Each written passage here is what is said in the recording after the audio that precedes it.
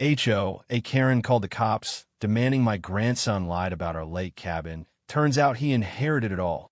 What kind of person looks a grieving teenager in the face and calls him a liar for simply existing on land left to him by his grandfather? The kind of person named Karen Sturgis, HOA president of Briar Lake Shores, a woman whose only hobbies appear to be clutching her clipboard, counting bird feeders, and asserting control over anything within shouting distance. My grandson Ethan was 16 when I handed him the keys to the lake cabin. He'd spent summers there with me since he was a toddler, fishing, stargazing, building his own fire pits from scratch. My wife and I had always agreed if anything happened to us, the cabin would go to him. So when she passed, and I found out I had 6 months left due to a diagnosis I won't dwell on, I made it official. The deed was transferred. His name was filed. The cabin, the dock, and the quarter-acre lakefront land are his. It was a quiet morning when Ethan drove up there alone just to get away from town, to sit on the porch where his grandma used to knit and maybe scatter some of her ashes beneath the pines. He parked, unlocked the cabin, unloaded a few groceries, and by 2 p.m., the cops were on their way. Because Karen, with her binoculars and her unearned sense of ownership, saw a strange boy walk into what she thought was a community rental property. She didn't recognize him, never said hello, never asked. She assumed, and she called 911. Hello, yes, I need officers sent to 127 Lakeview Dock. A teenage male has broken into a lakeside structure. He's unloading items. I think he's squatting, possibly armed. Yes, she said that. Ethan was pouring iced tea on the porch when the sheriff's vehicle rolled up. He didn't panic. He stood up, calmly explained who he was, handed over his ID, and even showed the printed deed his name, Ethan James Miller, right there at the top. The deputy was respectful. Confused, but respectful. He took a photo of the paperwork, called it in, and said, "Hang tight, son. We'll figure this out." Then Karen marched down the hill. Now picture this, a red-faced, heavy-set woman in bright floral polyester storming across a gravel path, huffing like a leaf blower, waving her HOA badge like it's a federal document. "That's our cabin," she screeched. "I've been on the HOA board for 11 years, and I know for a fact that property is community-owned. This boy is lying." The deputy held up a hand. "Ma'am, no. That cabin was used as a summer rental for years. We voted to keep it HOA access only. I don't care what paper he printed off the inner knees, trespassing." Ethan looked at her, heartbroken. He told me later he didn't even know what to say. This was the place where he learned to skip stones, where we carved our initials into the dock post, where we held his grandma's hand as she passed. And now some woman who'd never once spoken to us was telling him he didn't belong. The deputy turned back to Ethan. "You got any other proof?" Ethan nodded. "That kite's sharp." He pulled out a flash drive. I'd scanned every document when I transferred the title. The deed, the legal will, photos of me, signing it at the notary, even the final letter I wrote him. Ethan loaded the files onto the deputy's laptop. The officer read everything. Quietly, slowly. Karen kept pacing behind him, muttering, "Photoshop. All of it. I know these people. He's not one of them." And then twist number 1.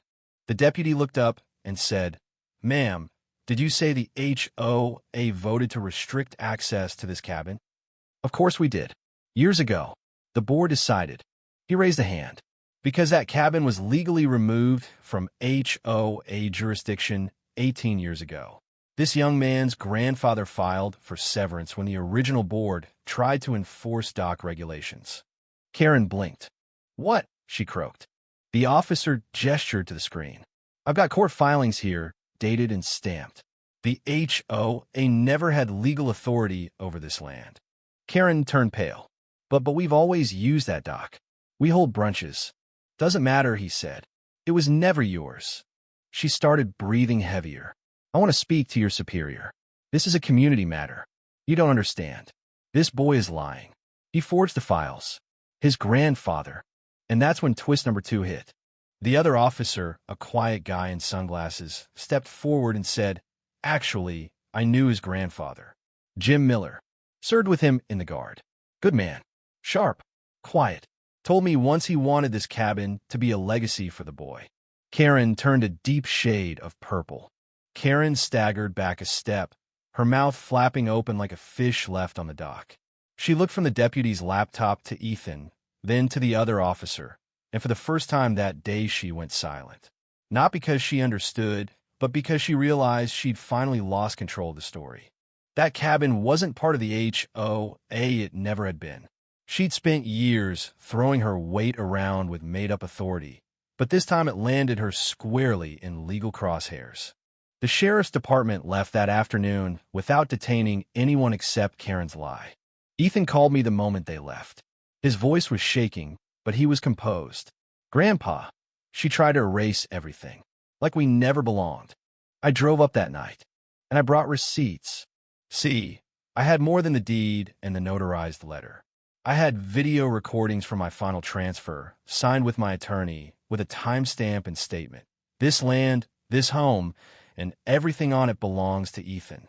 No board, no neighbor, no signature other than his shall ever matter more than this." I uploaded it online with a link to the legal history, the severance records, and the original HOA filing that had excluded our property at its inception due to our military status and veteran housing clause. And I tagged the county commissioner, the local news, and just for fun, Briar Lake HOA's own website. Twist number 3, the clip went viral. Not TikTok viral, courtroom viral, because 3 days later, Karen wasn't just embarrassed she was served. Ethan and I filed a civil suit for defamation of title, harassment of a minor, false police report, intentional infliction of emotional distress. And with the help of 2 other families who Karen had warned off, that very same week both also with mixed-race children who filed a class action.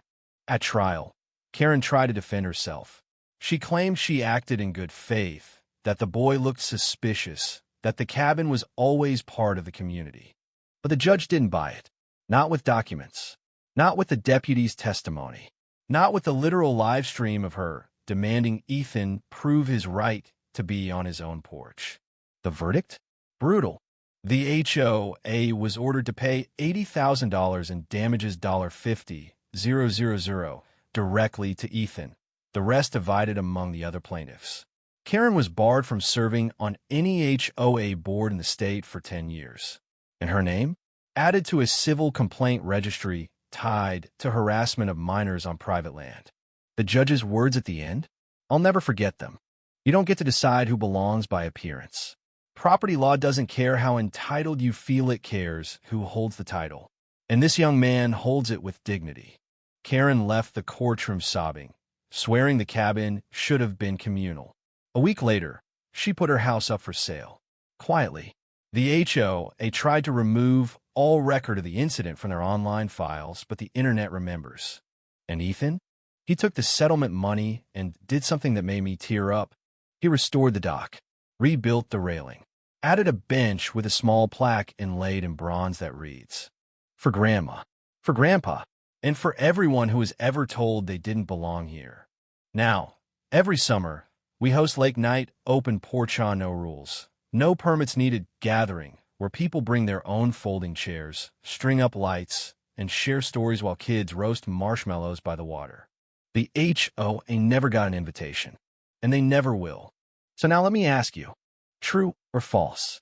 If a teenager inherits a lakeside cabin, an angry HOA Karen still gets to claim it? The end.